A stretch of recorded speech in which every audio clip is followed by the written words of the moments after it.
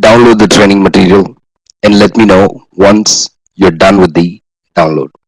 Okay, Tung and Len, it's the same training material that you downloaded last week.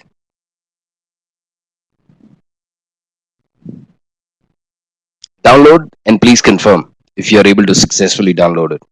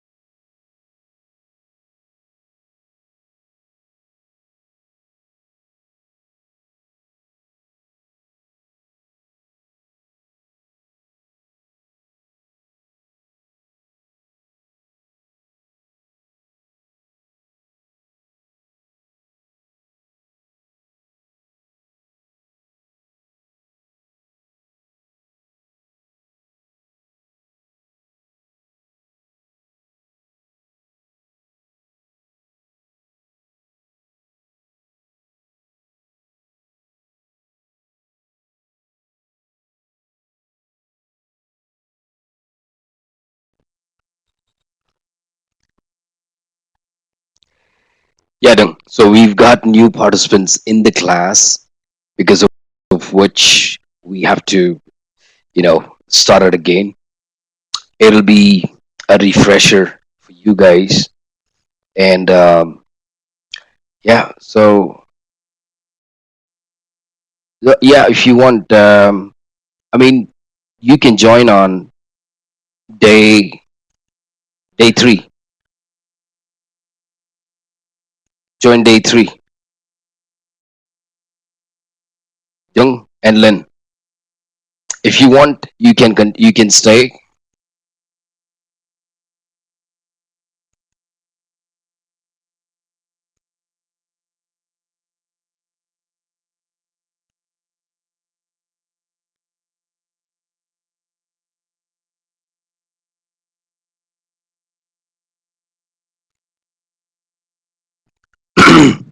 from day three onwards.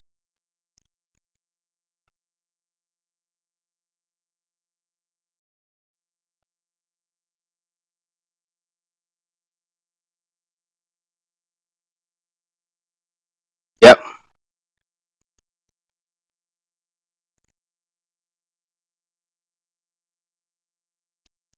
Yes, that's right.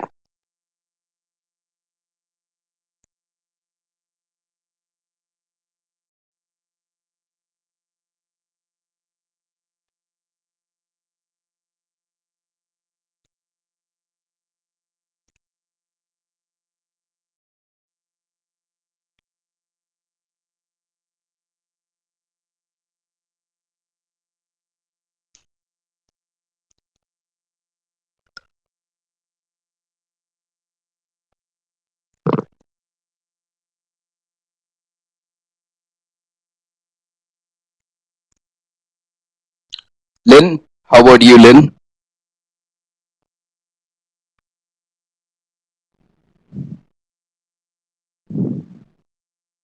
Okay, Dung. Okay.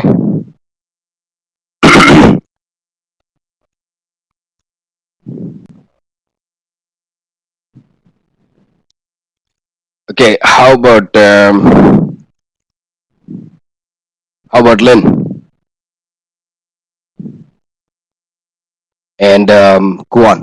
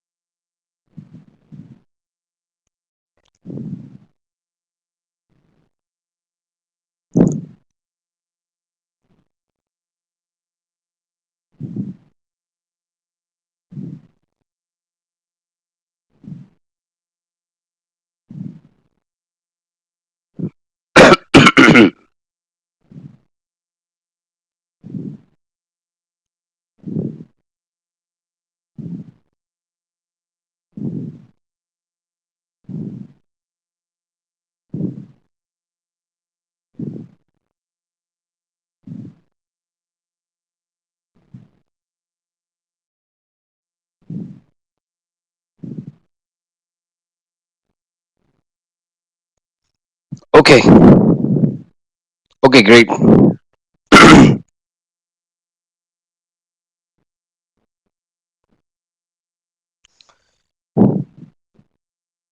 Well, the rest of the folks, let us start working on.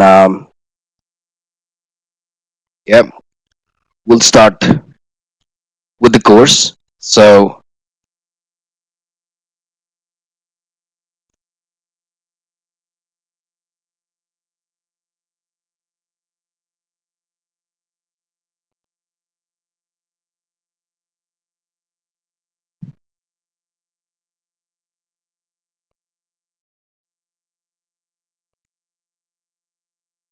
okay, thank you, Lin. You can drop Lin. Young, drop Kuan. And please ask, yeah, Nguyen and Van too to join us on day four. Okay, day four and day five. Okay, the rest of the folks that we have in class. Um, so let's start with the course. My name is Nadeem Ismail. You can call me Nadeem. I'm part of Dell Education Services for the last 10 years. And I've been working in Dell for the last 16 years. And I support data center products. I used to be part of support initial days of my career in Dell. I used to be part of tech support, supporting compute, network, storage. Then I got into the training role, and I started delivering training on compute first. Then I used to do storage. Then I picked up networking, and I train people on networking products, wired, wireless.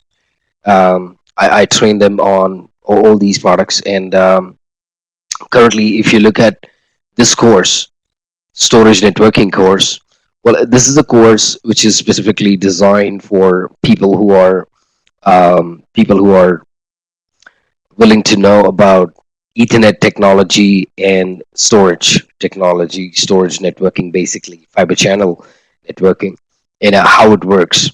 Okay, so I'll be teaching you guys what is this storage networking, also known as converged networking.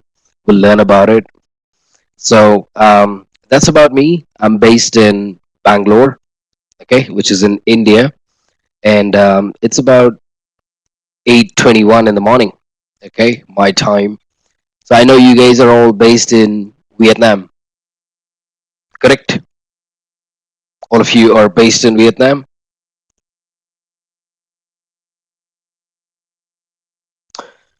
Chuong, Trong, TC Tan, you guys are based in Vietnam.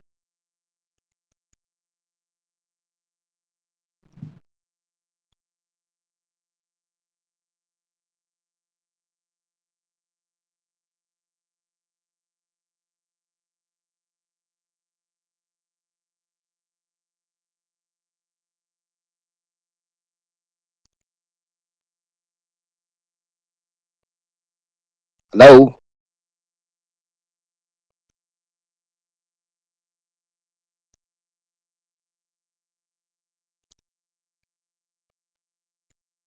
Yeah. So please, yeah, please reply to my questions. All right. Please reply to my questions. So let's start with Dell EMC storage networking. Now, before I talk about this EMC storage networking, I wish to give you some background about what comes under Dell networking product portfolio. So, when we talk about Dell networking product portfolio, we basically have two types of switches. Number one, we have campus networking switches. The other one would be data center switches. So when you talk about campus networking switches, okay, we've got N series. We've got N series where we have switch models like N2000, N3000, N4000. Out of these switches, the 2000 would be a layer 2 switch only. You can only do switching. You cannot do routing. Whereas N3000 would be your 1 Gbps, layer 2, and layer 3 switch. N4000 would be a 10 gig switch. They're all termed as campus networking switches. Hardware is from Broadcom. Operating system is called as DNOS. Dell Network Operating System 6. It supports both GUI as well as CLI. So you can manage that switch from the GUI as well as from CLI. Data center switches are switches that are used within the DC. Okay, that is for server to storage connectivity. This is mostly for server to end user connection, while the switches that you see over here would be switches that are used within our data center, okay, that connect our server to the storage.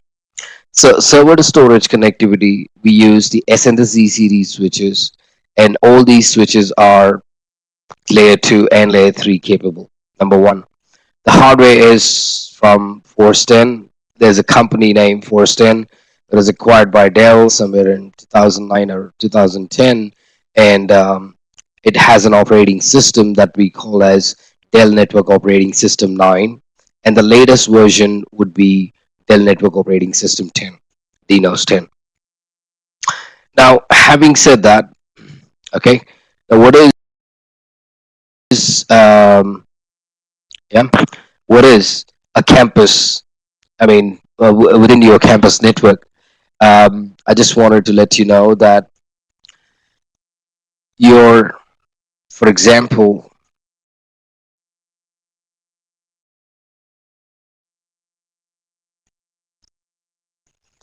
this could be any server, database, or any server for that matter.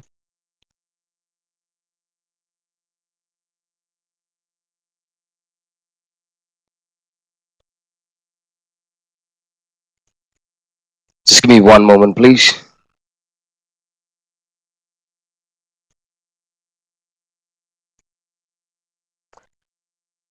Yeah. So the hey, Stephen, you got one more participant in the class.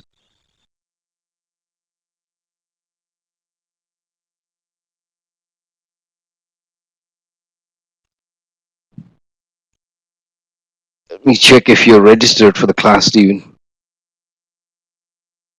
Yeah, no problem.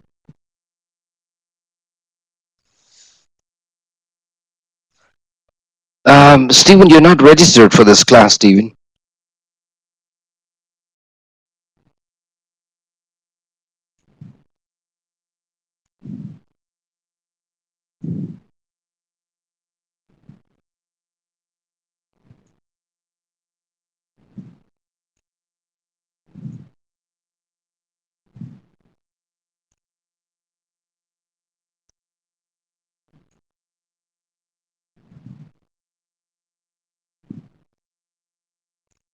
I don't see you. I mean, your name is not listed over here. Did you want to join this training, Stephen? Like you want to attend the storage networking training?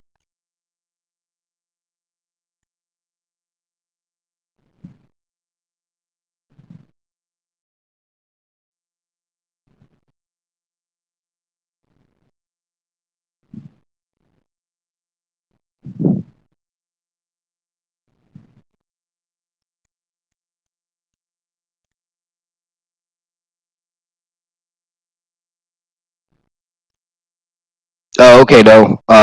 This is a different class altogether, Stephen. Maybe there's somebody else who's delivering that networking new hire.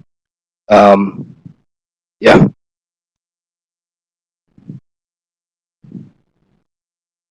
there's some other trainer.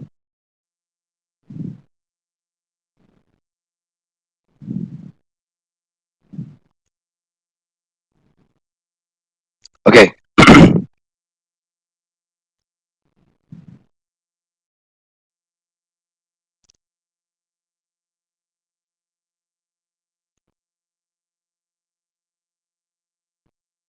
Yeah, so I was talking about like this is any server. In any server, you'll have two interfaces. One interface that connects you to the end user.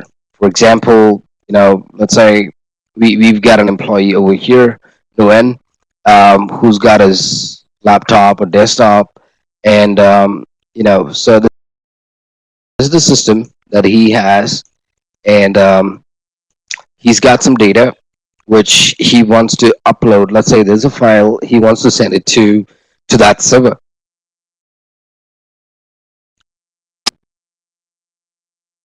So he sends this over to that server,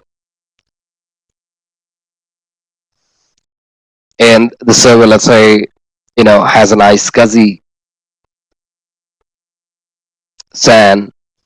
So using the iSCSI HPA, they reach out to the iSCSI storage, and it writes the information to that iSCSI storage. I mean, that's how things are right now. So whatever files that you're sending over to that server, the server is saving that local to that storage. So this is how things are configured. I see the environment. I mean, the one that is used, the connectivity from the server to the end user, is referred as campus network, where we end up using NCD switches. And between the server and the storage, the network that you have, that's where we end up using your S or Z series switches. Okay, that's something that we have. So now, um, when we are talking about a typical PC, like how does one PC communicate with another PC? So let me just go ahead and give you some update about how one PC. So let's say we have these PCs. Okay, so there's this PC1. This is PC1. Okay, and this is PC2. Right. So PC1 wants to go ahead and talk to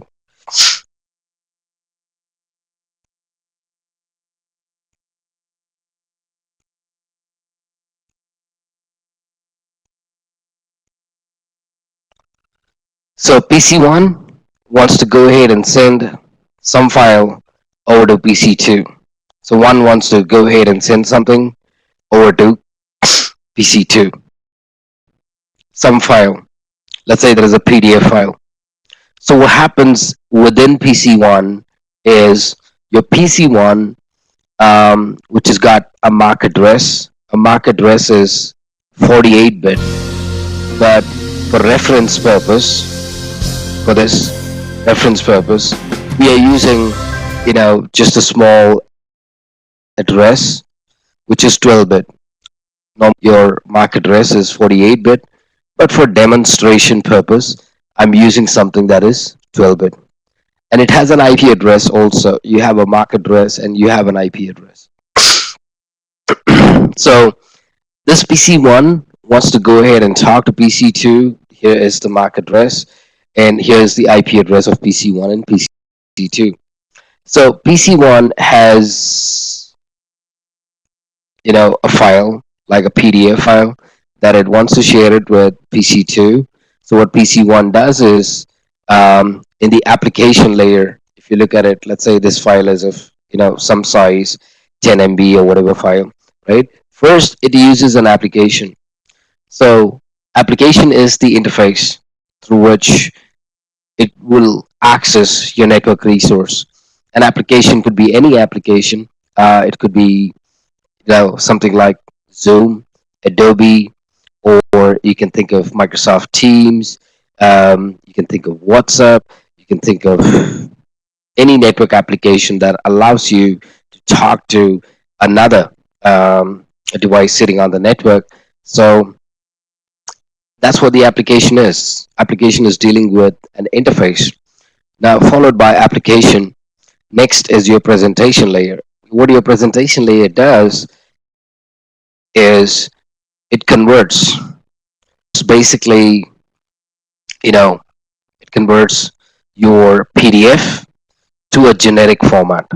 Your file, no matter what format you have, whether it's a PDF file, or a Word document, or it could be an Excel file, it is going to convert that to something generic. Okay, and and the next would be your session layer. Now, what your session layer does is your session layer is going to make sure that PC1 has a separate session. Okay, your session doesn't get mixed up. Okay, with the other network activity that you're doing on PC1. So session layer will make sure that this is kept as a separate session, doesn't get mixed up with other uploads or downloads that you're doing through the same wire. The next layer that you have is the transport layer within PC1. When it reaches transport layer, that's where you have protocols like TCP and UDP. So TCP gives you acknowledgement, UDP doesn't give you acknowledgement. So the idea is, data into smaller pieces because the actual file is 10 MB. So that file will be broken down into smaller pieces. That is for ease of transporting this from PC1 to PC2. The original file has to be broken down into smaller pieces, like 1500 bytes, and then of each. I mean, I'm talking about the chunk. The size of the chunk would be 1500 bytes. Yeah, and this 1500 bytes, file, 10 MB broken down into multiple 1500 bytes, smaller segments. So it takes these segments and then moves to the next layer, which is your network layer. This is where you assign the source and the destination IP address. So source IP and destination IP is assigned to that particular segment, and you call this as a packet. I mean, this turns out to be a packet. And then to this packet, we add a source and destination MAC address, and we call this as a frame.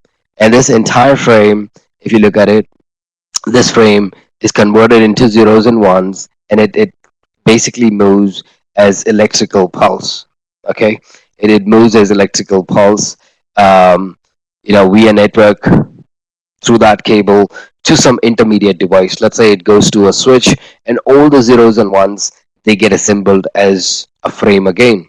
So your switch, okay, so if this device, let's say if this is a layer 2 switch, so if you look at the OSI layers, this is layer 1, which is physical layer, layer 2, data link layer, layer 3, network, layer 4, transport, 5, 6, and 7. So when you talk about um, when you talk about switch being a layer 2 device, your switch being a layer 2 device, what it does is it will look at the layer 2 information. What is there in layer 2? MAC address. So it'll look at the MAC address saying this is the source MAC address and this is the destination MAC address. So it looks at the MAC address and then decides where the destination is, and it will go ahead and switch the frames.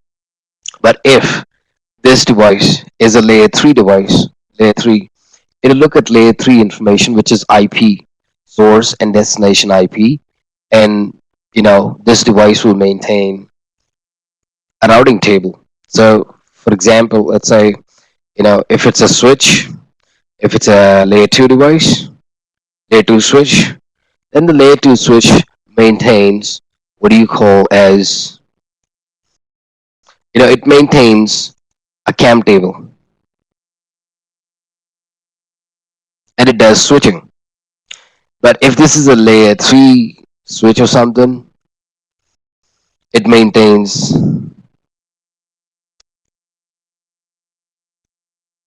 a routing table. If it's a layer 3 device, it maintains routing table. And it is through routing table that it will go ahead and do routing. Okay. So, I mean, this is how things work, in case of a layer 2 or layer 3 device, because when you say it's a layer 2 switch, it's something that looks at the layer 2 information, which is MAC address within your Ethernet frame. And if it's a layer 3 device, it looks into the IP, which is basically a routing table. And then, I mean, this is how things work, right? So, okay, this thing, all these zeros and ones get assembled as a frame. And from here, it's again going as zeros and ones getting assembled as a frame over here. When you open the frame of this, on PC2, when PC2 opens the frame, it finds a packet. When it opens the packet, it finds the actual segment, 1500 bytes. Now over here, it is going to assemble, it will join all those segments, okay, and make it as one file, and make sure that the session doesn't get mixed up with any other session. And then finally, you look at the presentation layer, which will convert, your generic format back to its original format. Because what happened over here is like the PDF was converted to a generic format, and what we are doing over here is converting things back from generic format to its original format, which is PDF, and then giving it to whatever application receive it. Yeah. So did you get it?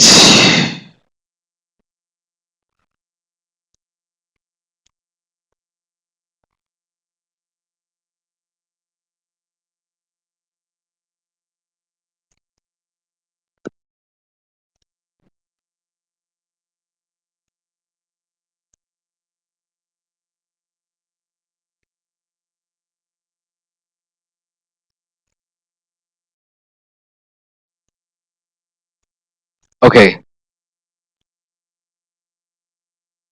Thank you, Chuang. All right. So that's what usually happens. Okay. Now, I was talking about like how we can have um,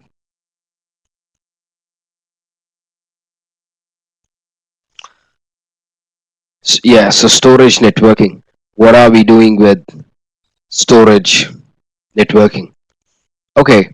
Um, Storage networking, what I'm saying is like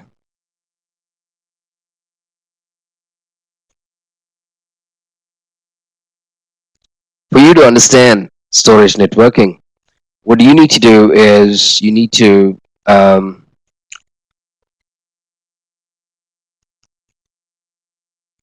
first understand this.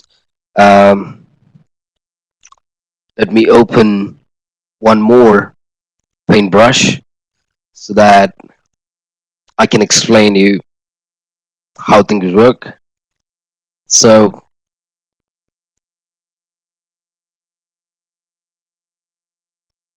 just give me one moment. Let me open that.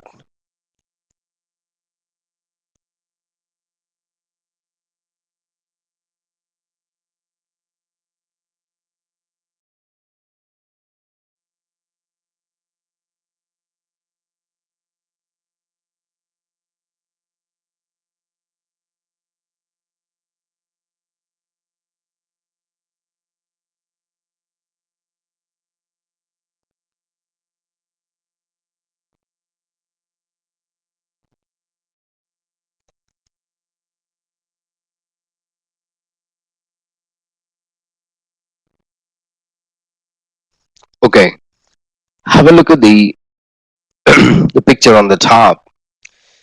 Well, the picture over here on the top talks about how a server, you know, has two controllers. There's an Ethernet controller that connects to the Ethernet network and talks to the end users. And we've got a fiber channel controller that connects to a fiber channel switch to the fiber channel network, which is called as a fabric, and talks to the fiber channel storage.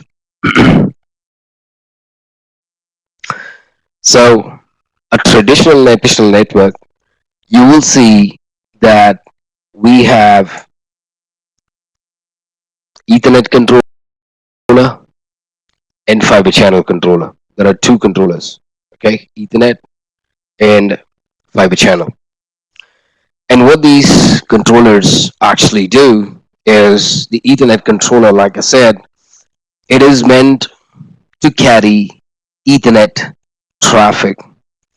So your Ethernet traffic travels via this Ethernet switch, gets to that external network, and then to the end users. I mean, that's what happens. Whereas if you look at your fiber channel frames, okay, your fiber channel controller will be generating fiber channel data. That's fiber channel frame using fiber channel protocol FCP. So all your fiber channel traffic will be coming out of fiber channel controller, going to the fiber channel switch, and then going to that fiber channel network, which is called as fabric, and reaching the fiber channel storage.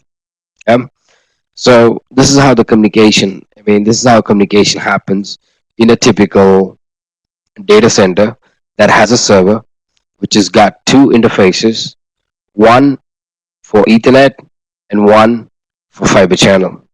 The one that we have for Ethernet is the one that carries Ethernet traffic, and the one that you have, your fiber channel controller, will carry your fiber channel, fiber channel traffic to the fiber channel, network, and talk to the fiber channel devices.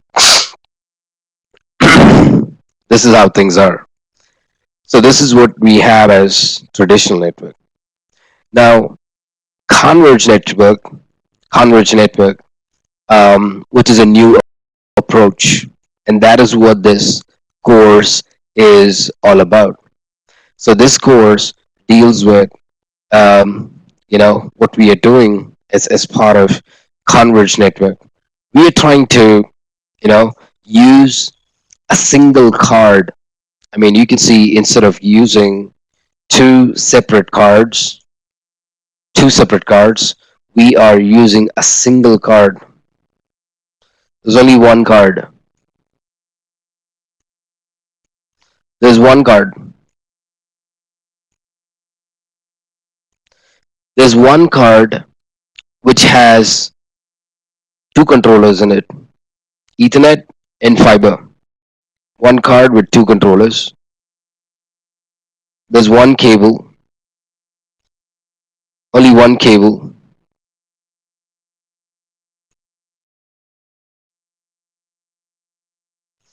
Instead of two separate cables, like the one that you see over here and the one that you see over here, instead of using like two separate cables, um, we are using a single cable. I mean, instead of using two cables, we are using just one cable. There's one card, and if you look at it, there were like two switches.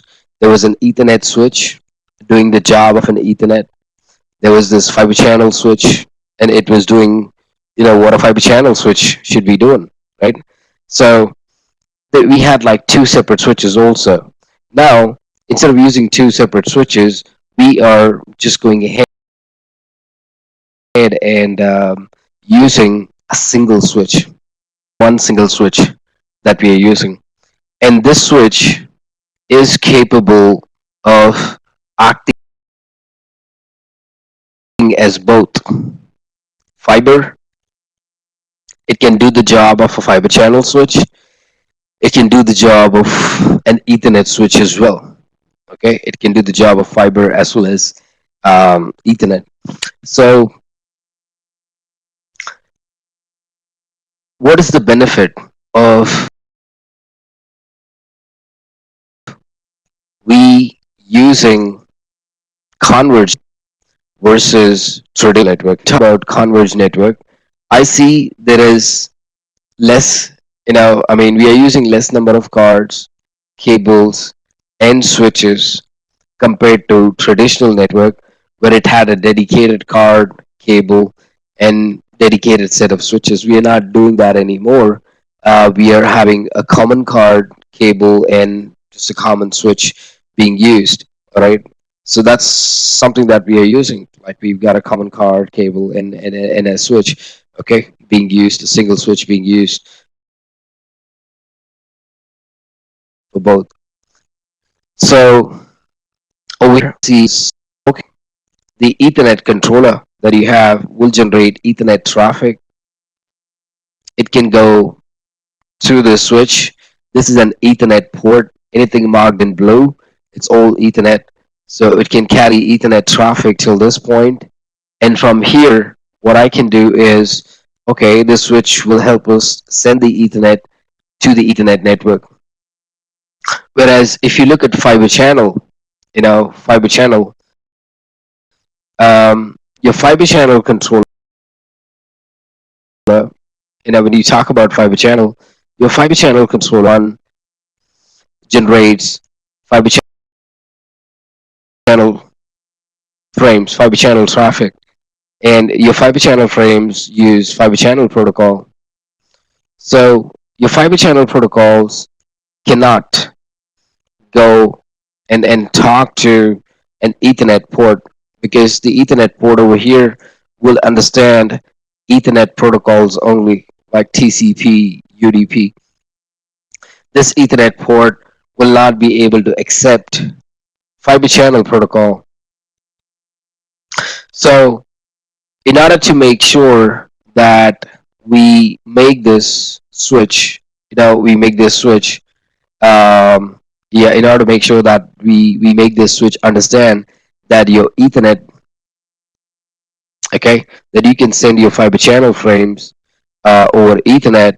What we can do is we can go ahead and have this fiber channel frames being put into, what we are trying to do is we are trying to make our fiber channel frames as Ethernet frames. Will be encapsulating it. You see this word, encapsulation? So we'll be going ahead and encapsulating our fiber channel frames as Ethernet frames. So from outside, if you look at things from outside,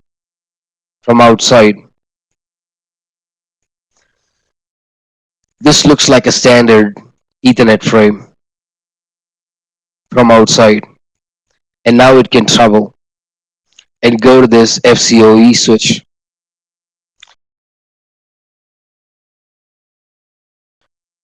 So it can cover this distance, which is all marked in blue, and travel way to this point. And once it reaches your FCOE switch, is like basically convert your, it translates your FCOE to FC, and then it sends this to the FC storage. So that's what it does. Okay, so whatever frames you have out there, yeah. So it is going to take your fiber channel over Ethernet. It's going to go ahead and send this all the way to the FCOE switch. Once it reaches the FCOE switch, it's your FCOE switch that will go ahead and have your fiber channels be, your fiber channel frame being extracted and then being sent to the FC storage. And when it's replying, like when your FC storage, let's say you're doing a read, you want to read. So when you're reading, it all your fiber channel frames come, they get translated as FCOE, and then it travels through this link, reaches the CNA card, and it's your CNA card, the converge network adapter, that'll go ahead and decapsulate and give it to the FC controller. It'll extract the fiber channel frames from the Ethernet frame and allow the Ethernet, fiber channel controller, to process that fiber channel traffic. Okay, so things that you have to remember. Okay, um, if you have a question in your mind saying, okay, why why use converge networking? Why do you use converge networking, also known as storage networking? Why are we merging two different traffics? What is the benefit? Why use converge networking? What is the benefit of using converge networking? Well, the answer to that one would be, well, it reduces the number of cards. It reduces the number of cards. It reduces the number of cards. Reduces the number of cables, and reduces the number of switches.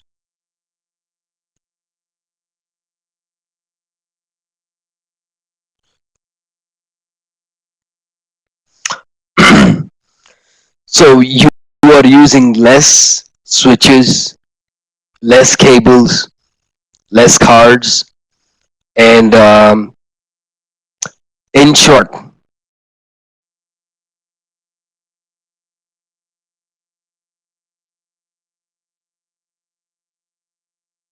it is cost saving.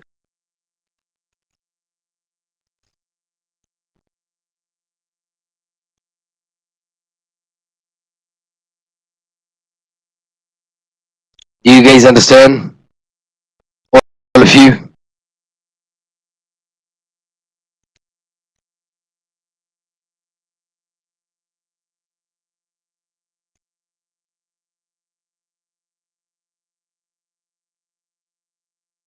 It helps you reduce the number of cards, cables, switches.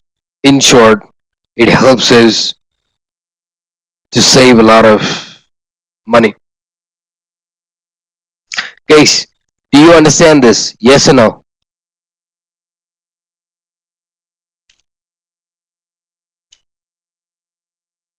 Chuang.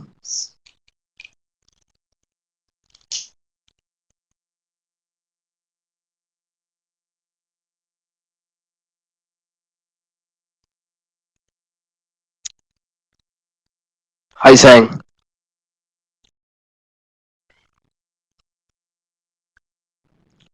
Well, actually, not Sang. Um, we have new participants in the class, so I have to start from the beginning.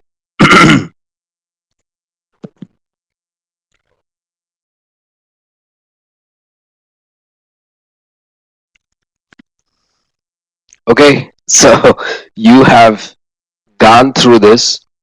Yep. Um, so like Guan, was the other guy, Lin, and Nueng. Um, will join us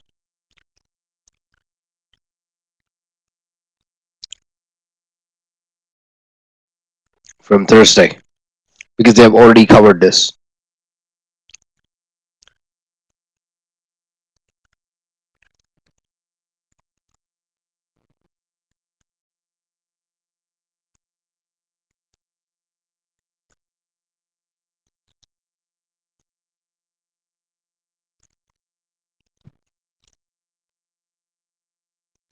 Oh, sure, sure. You can stay. You can stay back. Sure.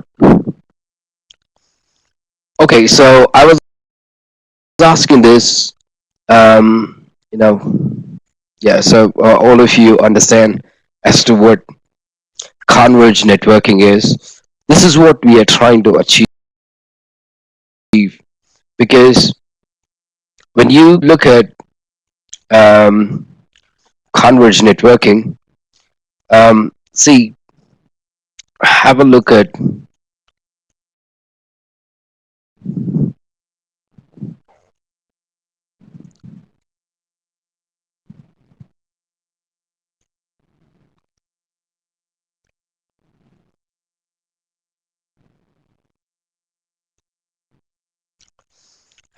this picture. This picture talks about um,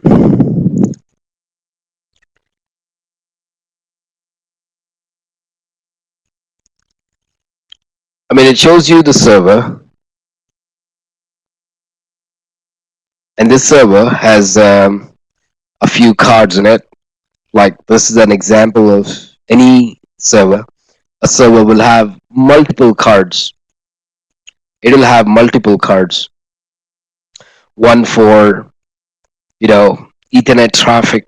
There could be one for iSCSI traffic. There could be one for, you know, talking to the end users, which can carry end user traffic. There's one controller, Ethernet controller, that can carry management traffic, like you want to manage this server. So we have different controllers out there. Ethernet controller, different Ethernet controllers out there, um, for managing different types of traffic. Like, there is Ethernet controller that can carry traffic management traffic. There's Ethernet controller that carries end user traffic. There's Ethernet controller that carries, iSCSI traffic. And then you have fiber channel controller as well. I mean, you've got fiber channel cards as well. So a typical server will have multiple cards, multiple cards. The idea is to reduce all those cards with a single card. Like, how about, you having a single card, a single cable? That's a better thing to do, right? I mean, you having a single card and a single cable, that's a much better thing to do, where you're reducing the number of cards, you're reducing the number of cable, and you can see all traffic is going through that same cable. The different types of traffic, like I said, you can have Ethernet, iSCSI, and then you can have different traffic, like for example, fiber channel. These are the three major different types of traffic that you can think of: fiber, Ethernet, and iSCSI traffic, all going through the same link. Yeah. So this is what we talk about, converge. When we say converge networking, this is what we are dealing with, converge networking. And then, if you look at how things are in converge networking,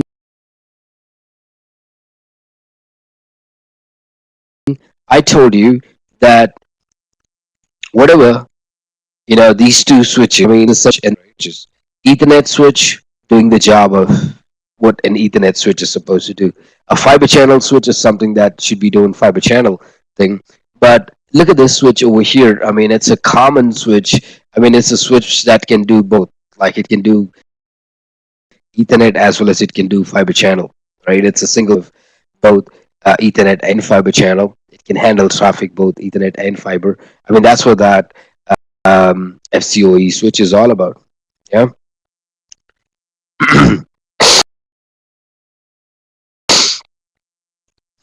And if you yeah, so if you look at converged networking, it's one card, one cable, one switch. So less number of cards, less number of cable, less number of switches. End of the day, it helps you to save cost. Converged networking. Okay. Now there is some something to do, because we are talking about sending. So if you look at your traditional network, your traditional network had, what do you call, like, your traditional network had its own fiber controller, fiber channel cable, FC switch. It was all fiber channel. So I had no problems, because I can send, because your fiber channel switch understands fiber channel protocol. Your Ethernet understands Ethernet protocols like TCP and UDP. Yeah, so it understands Ethernet protocols like TCP and UDP.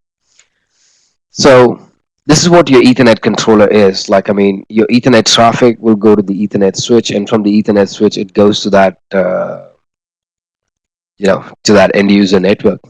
Okay, so I've got Ethernet, I've got fiber channel, I've got these two. So Ethernet goes through Ethernet, fiber channel goes through fiber channel. Great.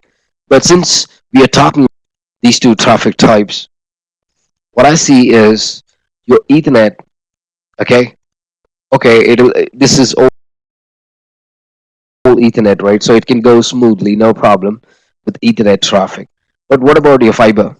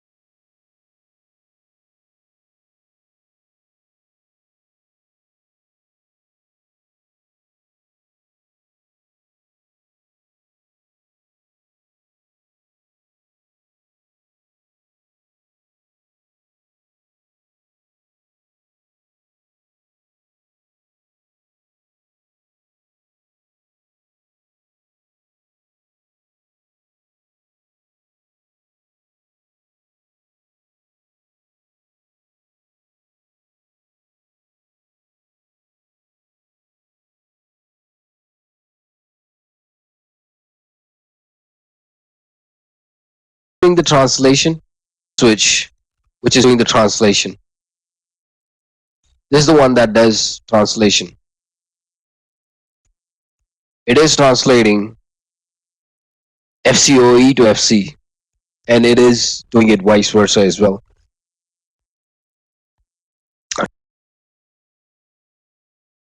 Translates your FCOE to FC and versa. If you look at your MXL switch, the MXL switch over here is playing the role of a transit switch. The role of a transit switch. What is a transit switch? A transit switch is a switch that will only take, where's your FCOE frame? Okay, so this is the FCOE frame, right? So let's say the FCOE frame comes from here. It takes that and then it pushes it out. And when the FCOE frame comes from this side, it takes it and then gives it to the CNA. That's it. It is only acting as a transit switch, as a pass-through switch. It doesn't do any conversion. So such a switch will be called as FSB. That stands for FCOE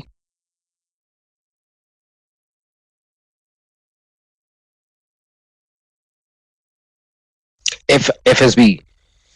FSB stands for FCOE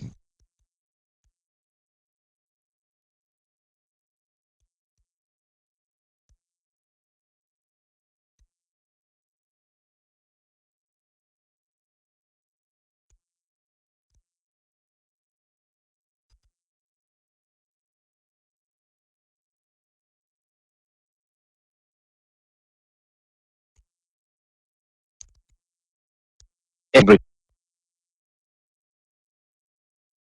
What is the job of a snooping bridge? Well, what your snooping bridge does is your snooping bridge is the one that acts as a translator. I mean, it just acts um, as a transit switch. It acts as a transit switch. It is just going to take transit, or you can say like a pass through. Acts like a transit switch or a pass through switch. That's all it does.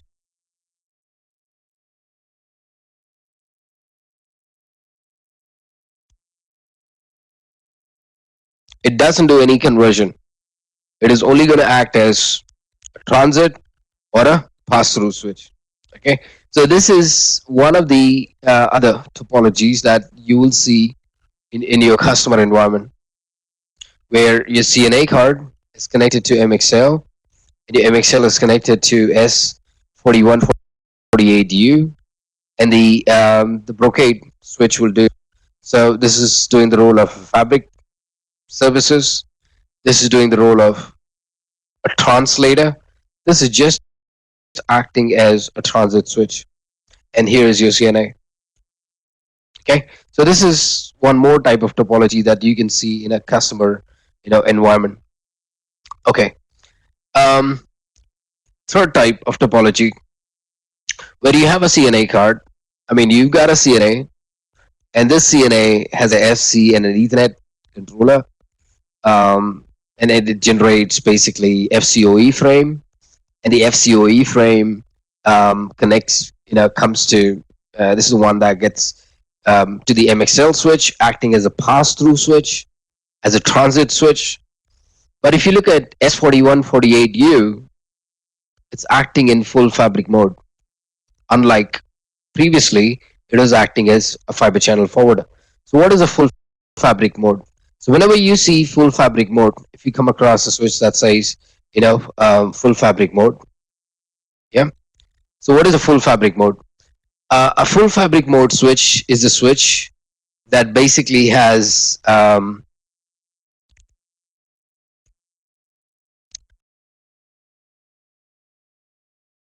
Let me write it. A switch configured to work in full means a switch that is acting as a fiber channel forwarder. That means as a translator. Plus,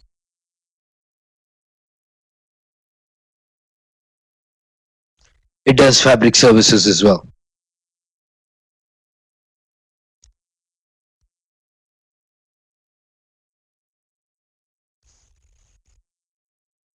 Yeah. So over here, if you look at it, we are not using a fiber channel store. I mean, we are not using any brocade switch. We are just using we are just using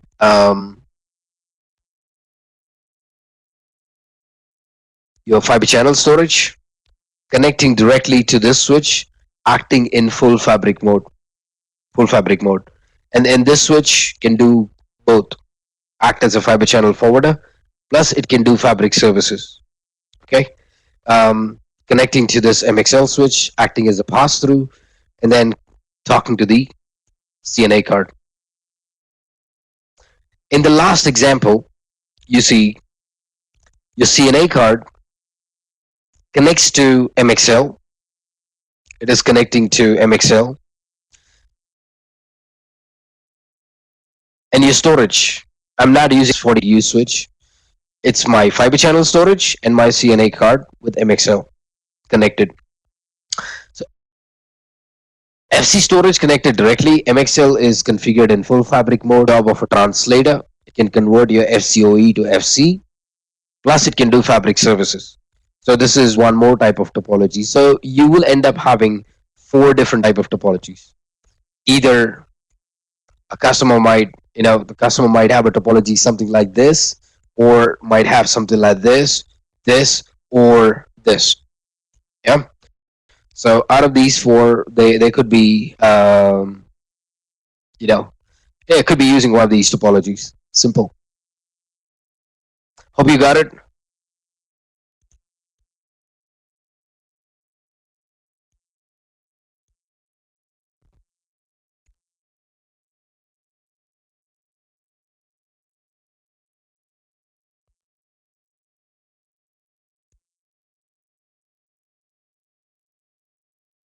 Guys, any questions?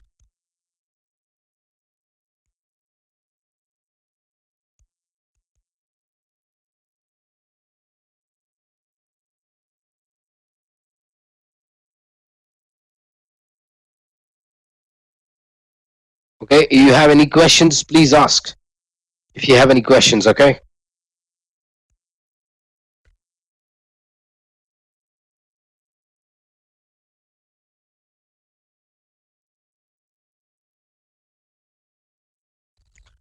So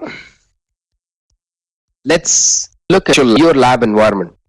In your lab environment, each student, each student will get two blades. You'll have two blades.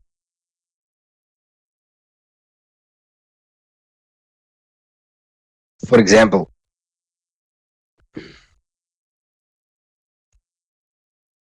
of, you know,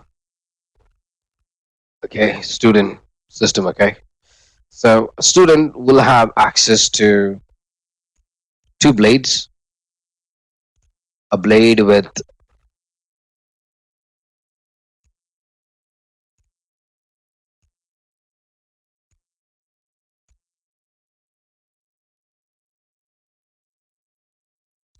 a Windows operating system and a blade with ESXi operating system.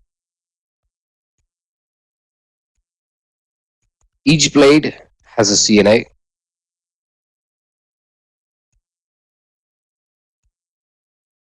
That's the CNA card.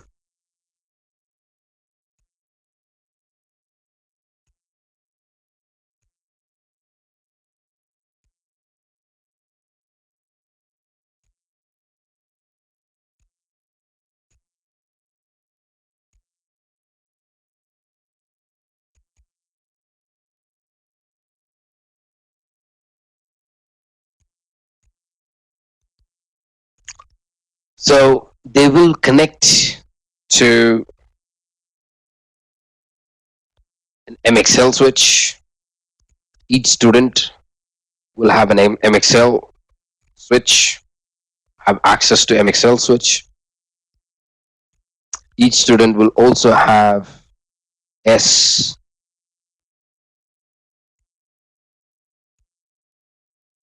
S4148U, which is a external switch. This is MXL is a blade switch. S4148U is an external switch, and each student you will have access to brocade as well.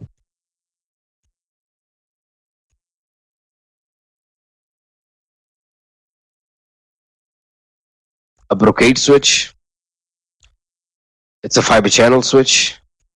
Okay, so this is what each student will get. Okay, you will have at least access to these many switches. S4148. There's one more to name. Hold on. You'll have access to um, one more. Hold on. Which is called as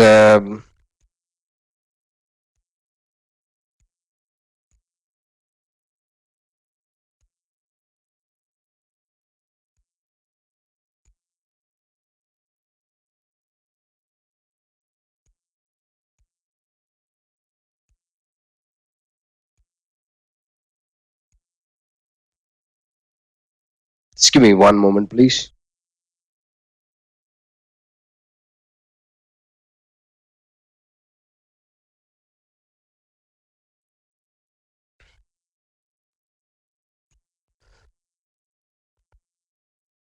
Yeah, let's just go switch as well. Yeah, 5548. I believe that's the model. Cisco 5548 switch. And yeah, so this is what each student will have. Let's say if student is um, Chuang, so Chuang will have access to two blades, one with a Windows operating system, one with an ESXi operating system, and then an MXL switch, S4148U, Cisco, Brocade, and this is just an example of yeah. So and you'll have a storage. The storage that we are using would be Compellent CML, a Compellent storage. Okay, so this is what each student will have access to in your lab environment. When you start, working with your um, with your actual labs, you will find that each student will have access to MXL, S4148U, a Cisco switch, and then um, we'll have Brocade and a Compellent storage. So let me go ahead and check if you guys can access your your labs. So I'll be going ahead and sharing you the credentials. Just give me one moment.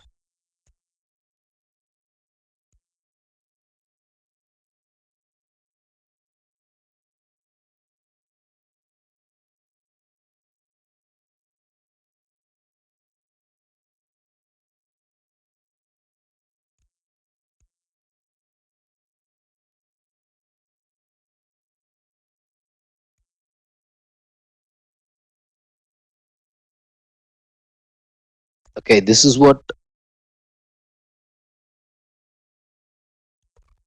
I was using last week. It's using last week. So this week we've got three new people, right? We have Chuang is in,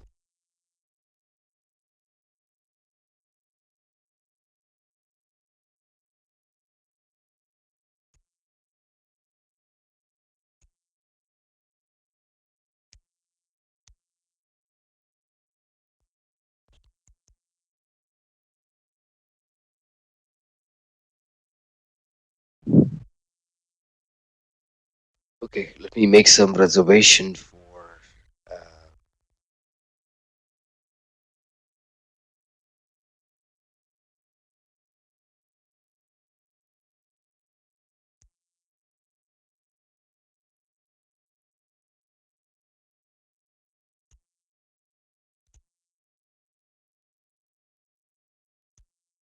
so this week we have Chuang,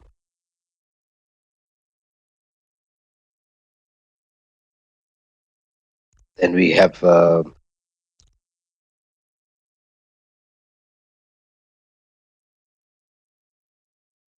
Trong, TC Tan,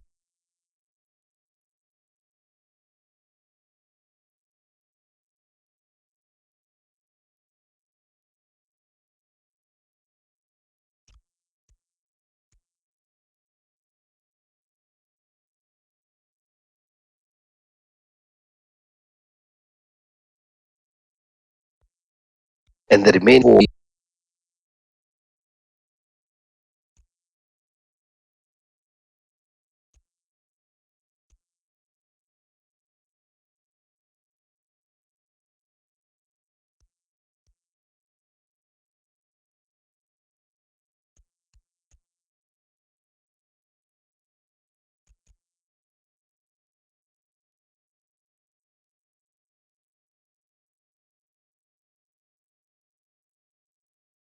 Han Yuan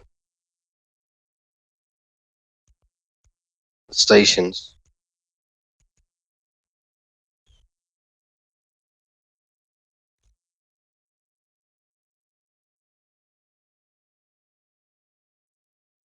Sang, we share it with Fuan Sang,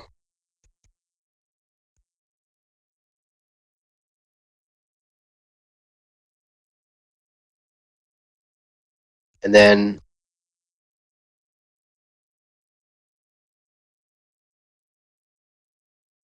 Juan,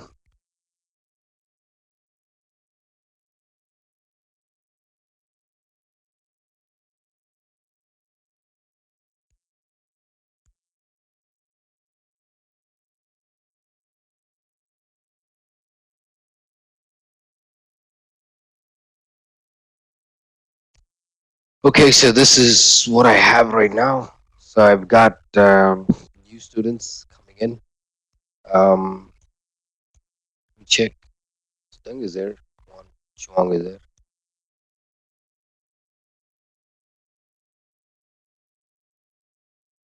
Chung was there, right?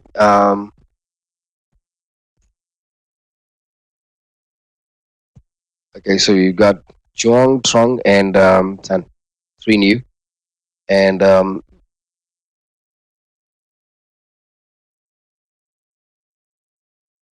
the rest is something that you need to end up sharing. Okay. So let me go ahead and check the IP addresses, passwords. They've changed to something.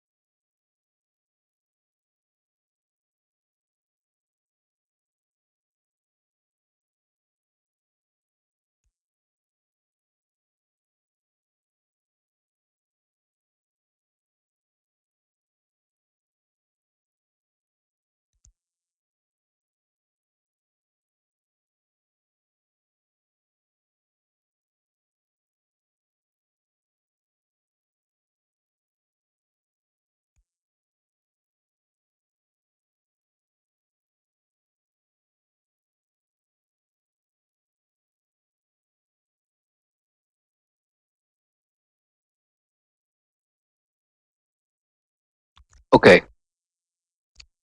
So what are we doing?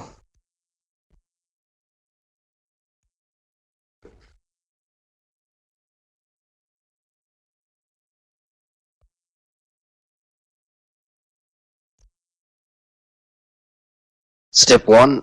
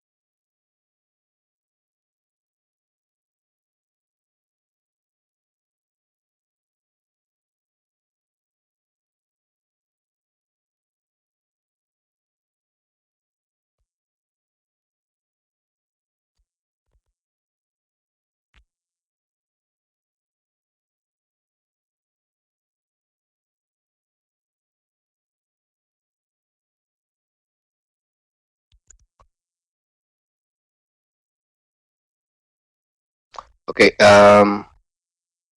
Higgs, can you just confirm your, I mean, your email IDs, please? If I have your email IDs correct, check this. One moment. What we used last week.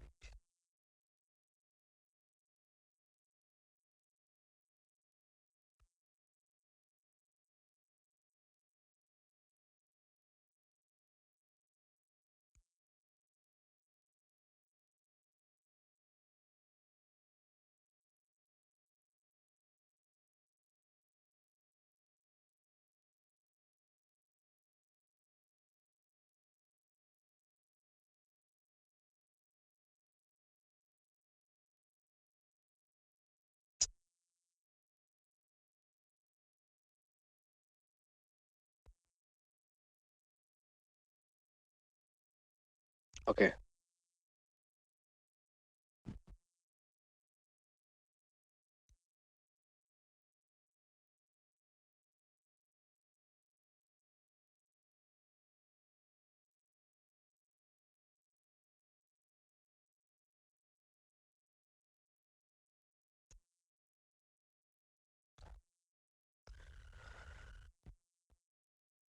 Yeah.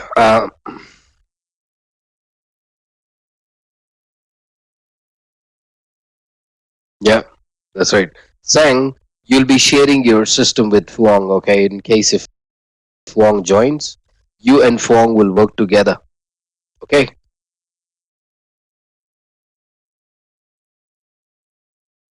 You have to work together with Fuang because there's only one lab and we have only 8 stations and we have more than 8 students.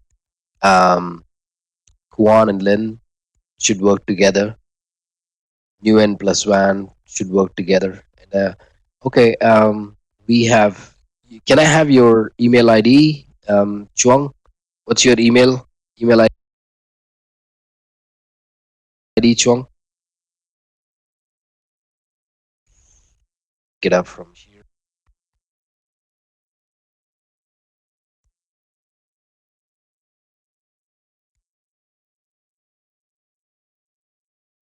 Okay. Um, how about Chuang? Chuang, what's your email?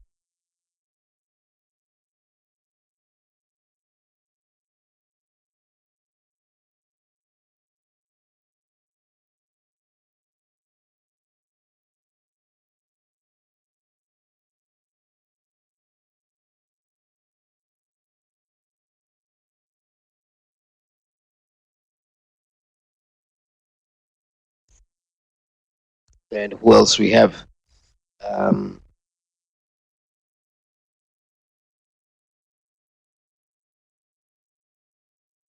Tran.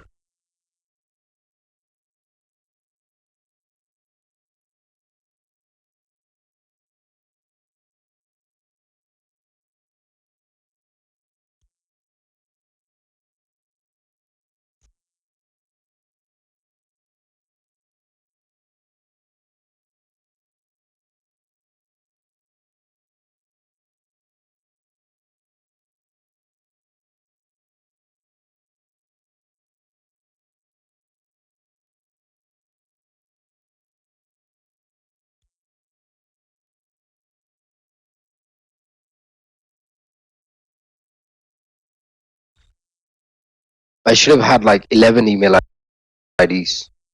Right?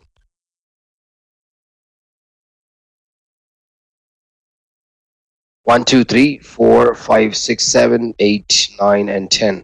2, 3, 4, 5, 6, 7, 8, and 9. Whose email ID is missing?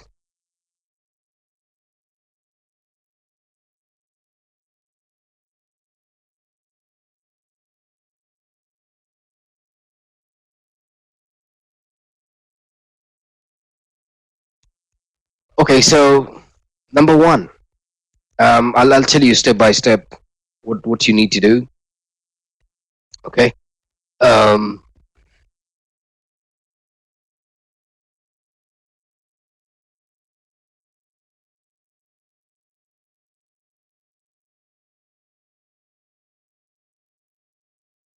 Step one, this link on that email. You have a link, right?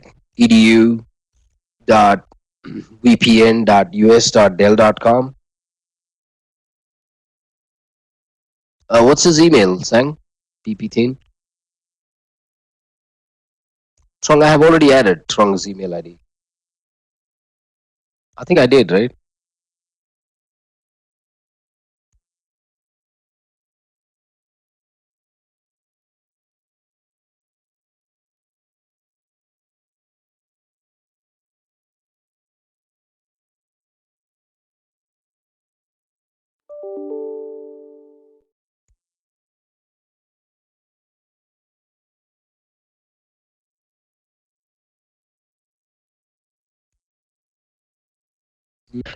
Here. Okay.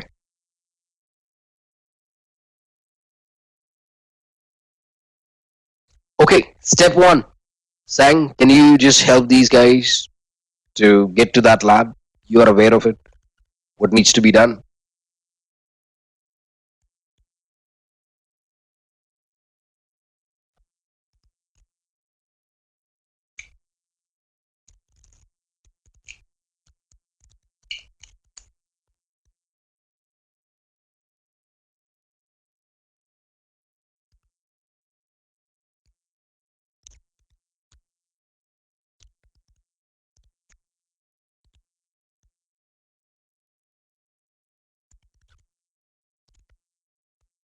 Oh yeah.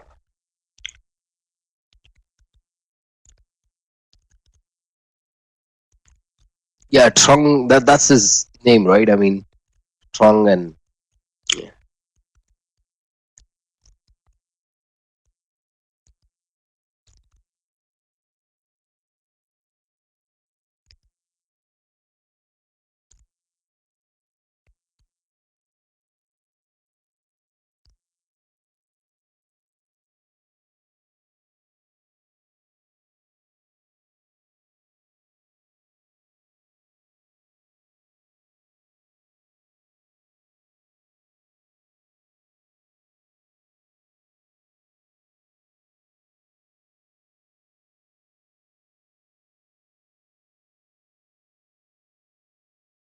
Trong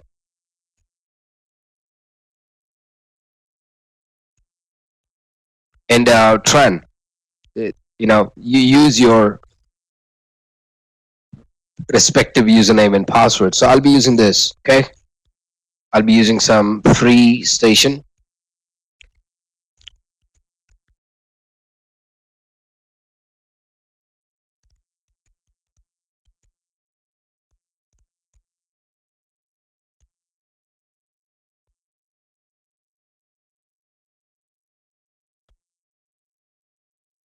Okay, I'm logged in right now. After logging in, what I see is um, you have to look at which station you are. So right now, let's say Chuang, you're station one. Look at this, Chuang, you're station one. Um, TC10, I'm station four. Okay, I'll be using station four. So I'll be choosing this station four only. So when a window should come up.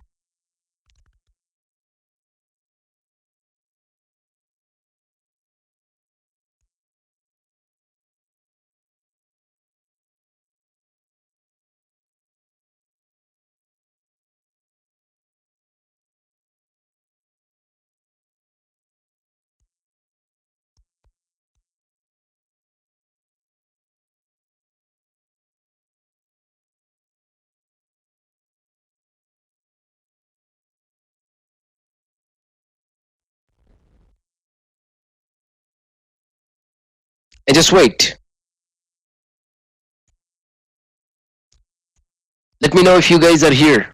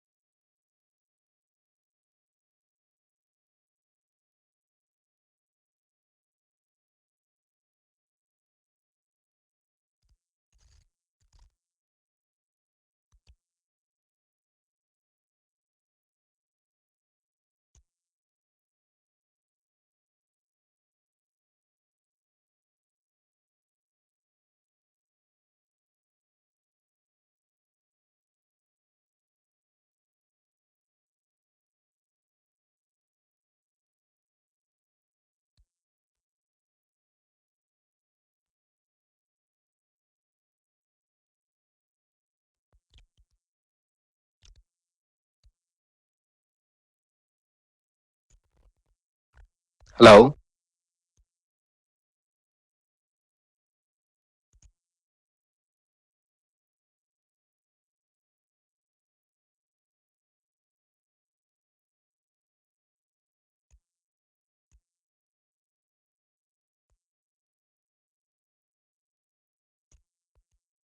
Okay, Sang, can you help? Sang, can you help your other? Can you help the other trainees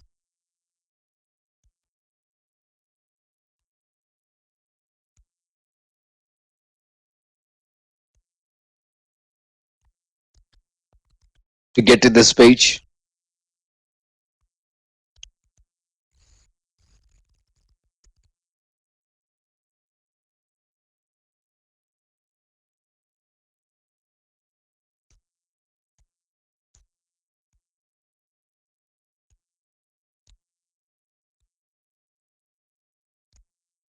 Chuang, Chuang, already very good.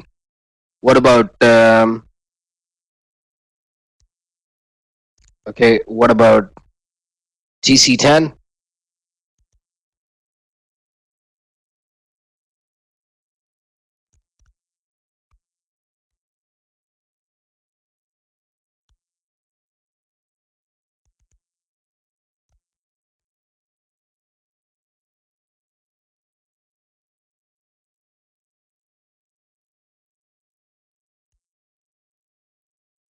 TC10, you there?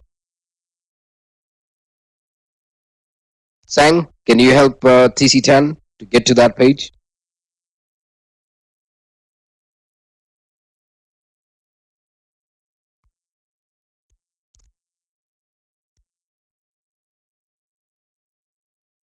Yeah. Okay. Okay. Okay. Just help him.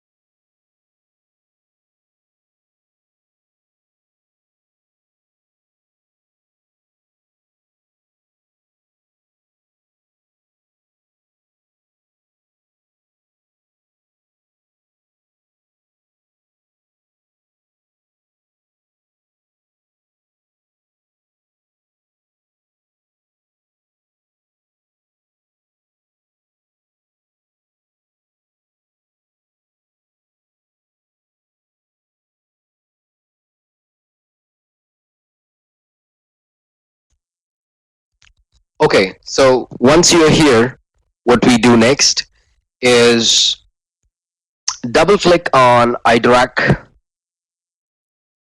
for Windows Server. There should be something coming up when you do it.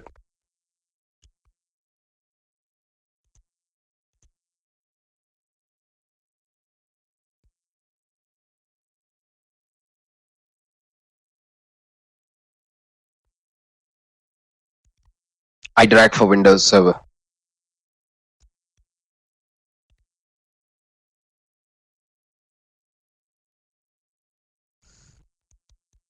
Double click ESX, iDRAC for ESXi server, and check if it's logging in.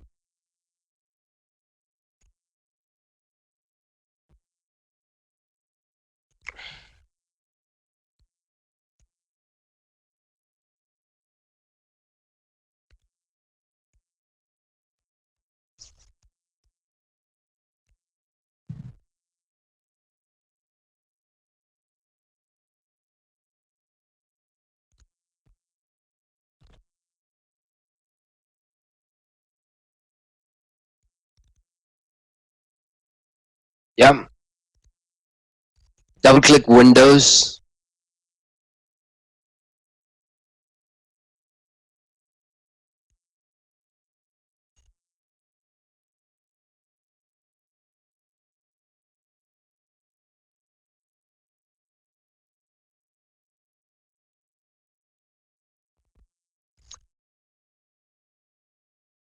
And see if you're able to get Windows access.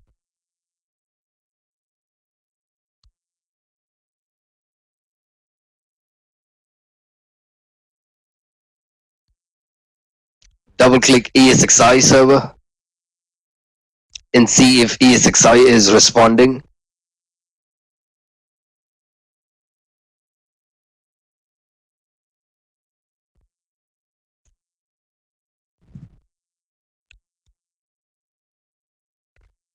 So I'm able to get Windows access, ESXi access, iDRAC access. Yeah. So this thing. And now once you check your servers, next these are the switches. You have MXL B2, MXLC, Brocade, S4148. So start with MXLB. Double click MXLB, register the fingerprint, and carry on connecting. Press the enter key a couple of times. MXLC, register the fingerprint, carry on fingerprint. Brocade, double click.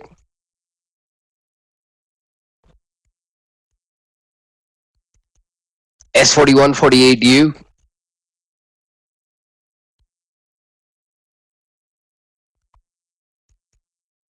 S55, I mean your Cisco 5548. Hit the enter key, hit enter.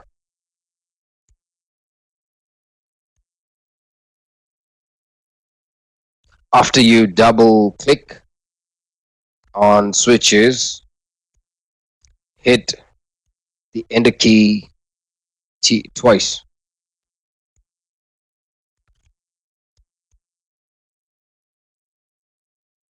Okay, so I got my MXL access.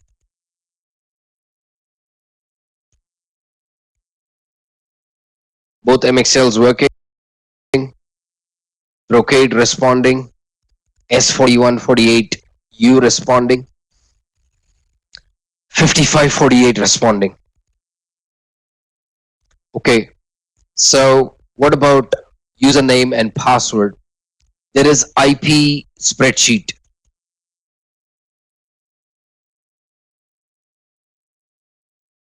Double click IP spreadsheet.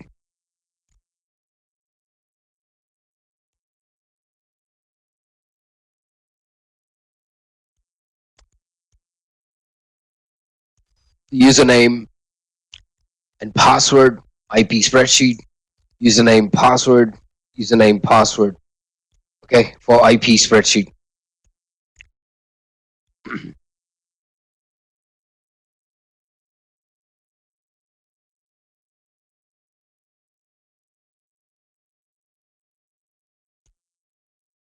The IP spreadsheet has username, password for Brocade, S4148U, Cisco. In case if you want to log in, you need username, password, like admin.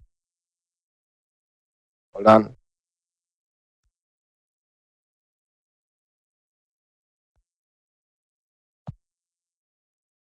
Okay, something wrong with my keyboard over here. Give me a moment.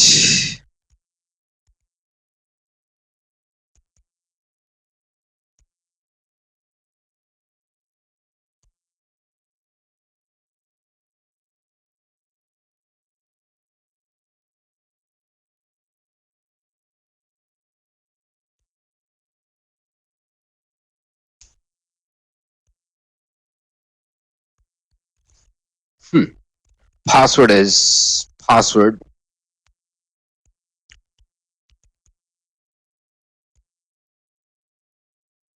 Okay, something wrong with this.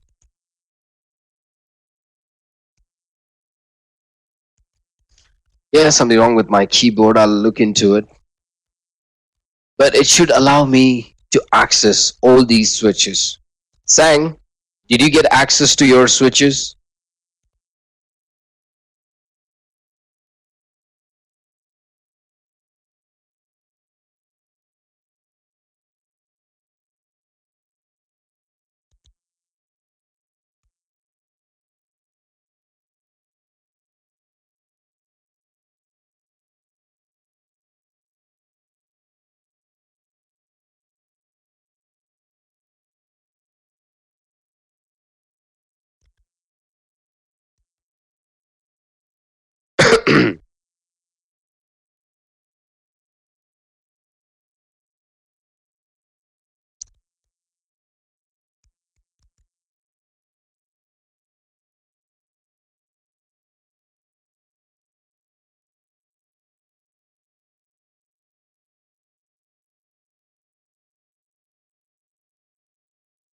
Sang, Chuang?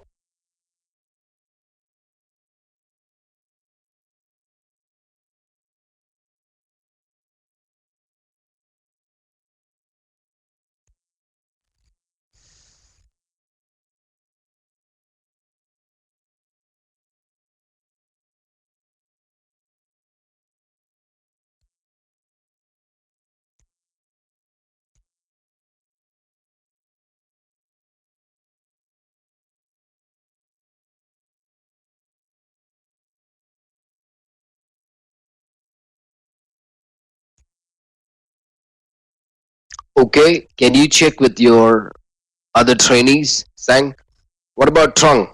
Trung? And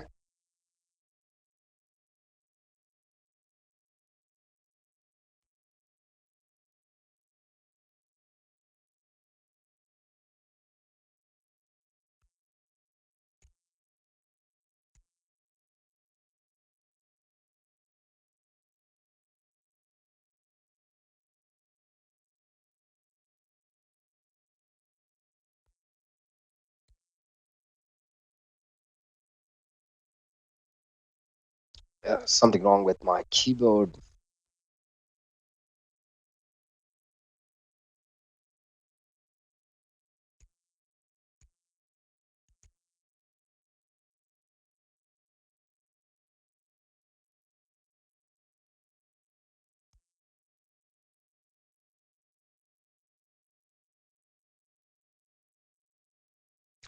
Yeah, something wrong with my keyboard connection here. But I should be able to log into it. Yes, Sang, go ahead, Sang. What is it?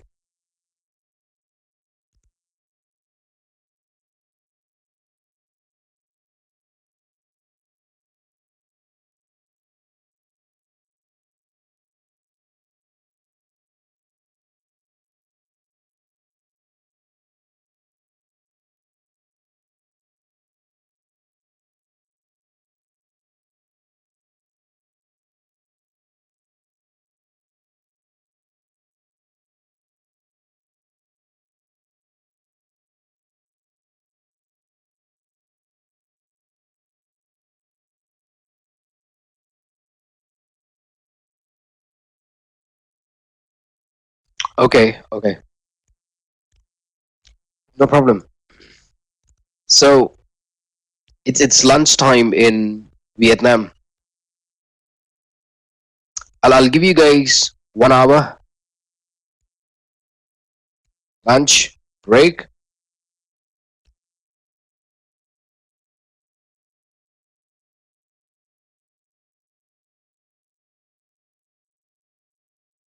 Okay, so we'll come back at 1 p.m. So we'll come back at 1:10 p.m.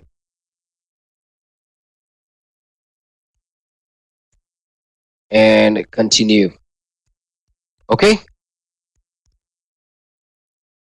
thank you.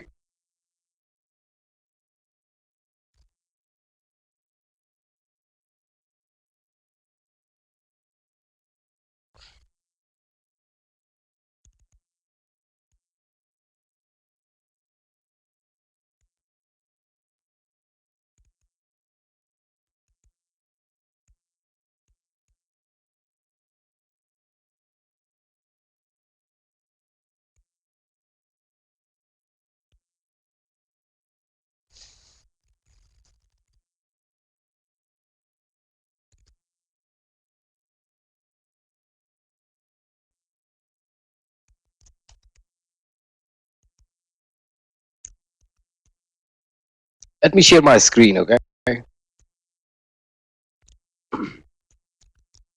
And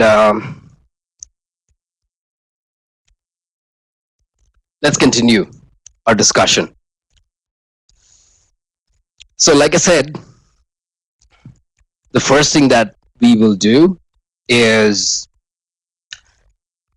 we'll go ahead and understand the lab setup where each student gets two hosts, a Windows, and an ESX, and you have an MXL switch, S4148U, a Cisco, Brocade, and a compellent storage. Okay. Now, what are we doing today? Today we'll learn about CNA. We'll learn about CNA. We'll configure CNA card and keep our CNA card ready so that as we go forward in our labs, we'll learn how to configure your MXL, S41, and the other switches that we have so that we can access the storage. Okay, so today we'll focus on learning about CNA cards. All right, so talking about CNA, let me get to the topic. CNA card. Let's talk about CNA configuration a little bit to show you CNA cards. Single partition. Just give me one moment here.